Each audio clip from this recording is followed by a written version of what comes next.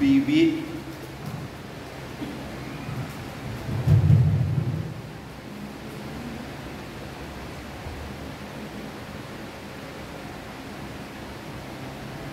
Viviendo en familia, uno de los anhelos, de los deseos que todos tenemos es que nuestras familias estén unidas. Y no hay cosa que entristezca más que las familias estén divididas.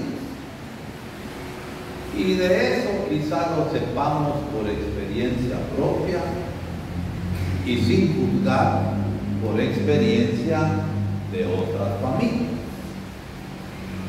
Nuestro deseo también es que las comunidades y los pueblos estén unidos, porque cuando hay unidad, en primer lugar hay alegría, hay paz y también hay esperanza de que unidos podemos alcanzar tantas cosas para el beneficio de todos. Hay un lema que lo cantan: pueblo unido jamás será vencido. Y para la resistencia, media vez no haya violencia, la unidad de los pueblos hace que los pueblos resistan, luchen y se opongan a toda aquella injusticia y corrupción que atrasa a nuestros pueblos.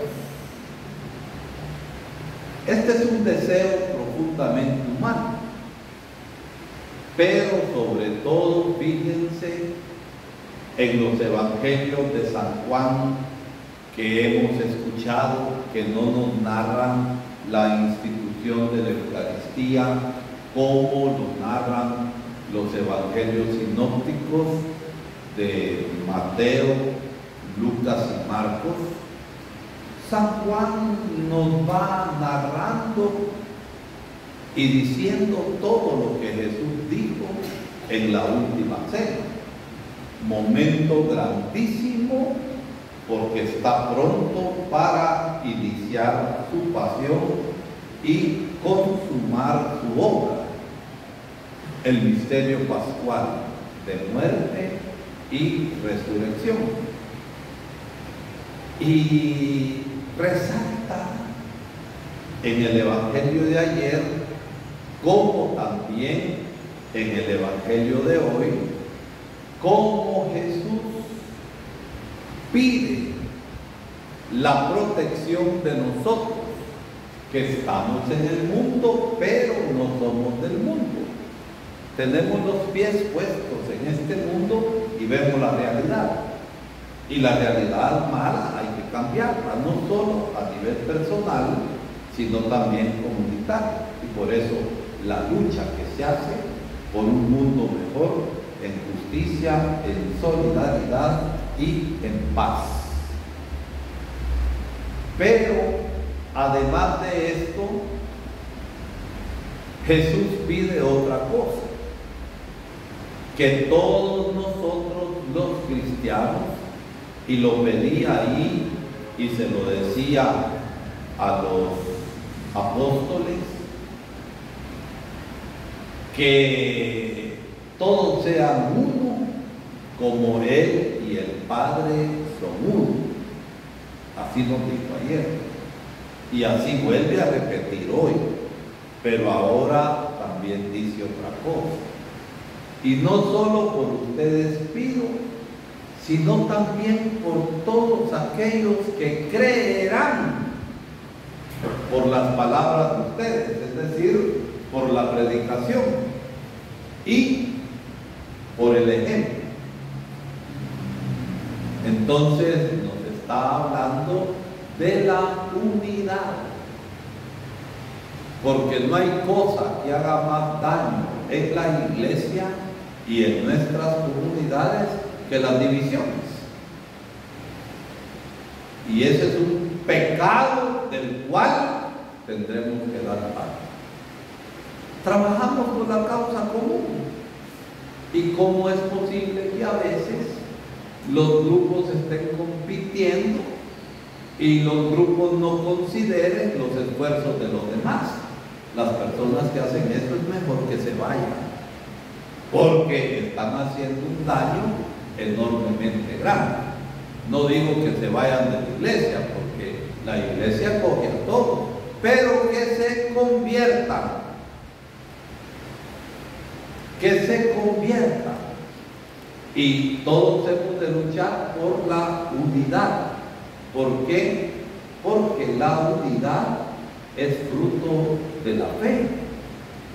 Un solo bautismo, un solo Señor, una sola esperanza, un solo pueblo. Y la fe auténtica da frutos en la unidad. Y cuando no entendemos esto, no hemos entendido nada.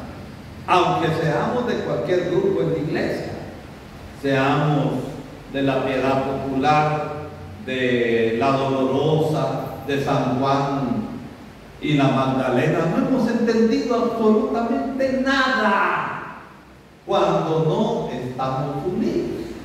Y esto es aplicable a los grupos. Como que si yo y el padre René nos estuviéramos peleando y a ver quién puede más. ¿Saben quién puede más? El poder de Jesucristo. Y es a Él a quien nosotros servimos. Es a Él por el que nosotros vamos trabajando, tratando de construir el reino de Dios aquí en la tierra. Y cuando no hay unidad, díganme ustedes, la gente no huele eso. Claro que lo huele. No solamente lo está viendo, lo huele, y el tufo es bien penetrante. El tufo penetra. Y entonces no vivimos como San Pablo nos dice, que debemos ser buen olor de Cristo Jesús. Y ser buen olor de Cristo Jesús significa la coherencia de vida. Creo aquello, vivo según aquello. Miren qué hermosa la primera lectura de hoy. Por predicar a Jesucristo muerto y resucitado, San Pablo sufrió mucho y lo metían preso. Y el comandante, para ver qué estaba pasando, porque tenía razón, estaban discutiendo cosas de la fe y no habían cometido ningún delito, lo saca y lo presenta al Sanedrín.